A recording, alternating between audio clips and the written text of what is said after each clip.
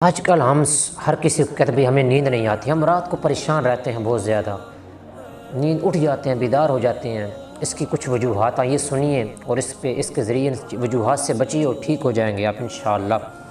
پہلا جذباتی مسائل ہمارے، نمبر 1 جذباتی مسائل جس کی وجہ سے ہمیں نیند نہیں آتی۔ ایک فکر مندی، ہم فکر میں رہتے ہیں، ہم فکروں میں سوچے رہتے ہیں مگر اللہ پہ کام نہیں چھوڑتے، ہم فکر میں رہتے ہیں ہمارا یہ کام کب ہوگا۔ اگر ہم فکر میں لگ جائیں، فکر میں لگنا چھوڑ دیں تو انشاءاللہ ہمارے کاموں میں آسانی ہوگی اور اللہ مدد کرے گا۔ نمبر 3 پریشانی، ہم پریشان رہتے ہیں۔ نمبر 4 کاموں کے مسائل۔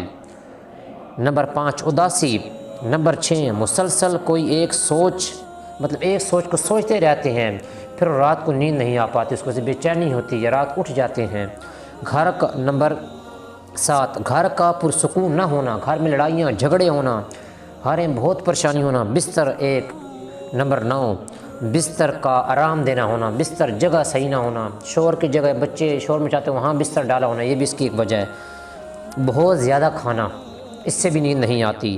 بیماری، کوئی تکلیف ہو، درد اور تیز درجہ حرارت سے بھی بے خوابی کے مسائل بن سکتے ہیں، یعنی گرمی میں زیادہ ہو جائے تو پھر بھی نیند نہیں آتی۔ نیند آنے کی وجوہات تو آپ نے سن لی، مگر نیند لانے کا آسان ذریعہ یہ سنیے۔ یاد رہے جن پیارے اسلامی بھائیوں کو نیند نہیں صحیح طرح آتی وہ بعد از شام یعنی شام کے بعد کافی یا چائے نہ پئیں، کیونکہ یہ چائے کے کئی گھنٹے جسم میں کیفین موجود رہتی ہے۔ چٹائی، بچھونے یا پلنگ پر جو طریقہ اس کا نیند نہ آئے تو اس کا طریقہ پھر بتایا تو اس کو لیٹنا کیسے لیٹا جائے۔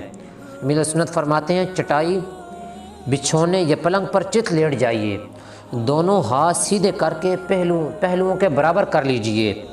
اب 6 سیکنڈ تک آہستہ آہستہ گہرا سانس لیجئے، 3 سیکنڈ تک ہوا کو اندر روک لیجئے اور پھر 6 سیکنڈ میں آہستہ آہستہ منہ سے خارج کیجئے، جو سانس آپ نے لیے ہوگا نا آہستہ آہستہ خارج کیجئے۔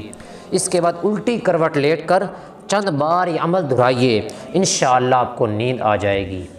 اور اللہ پاک کا ذکر کثرت سے کیجئے، رات کو سوتے وقت درود شریف پڑھیے، ورد کر کے سوئیے۔ کہیں اگر ہمارا انتقال ہو جائے تو زبان پہ کلمہ و درود شریف کا وظیفہ ہو، انشاءاللہ بہتر ہی ہوگا۔ رب تعالیٰ بخشنے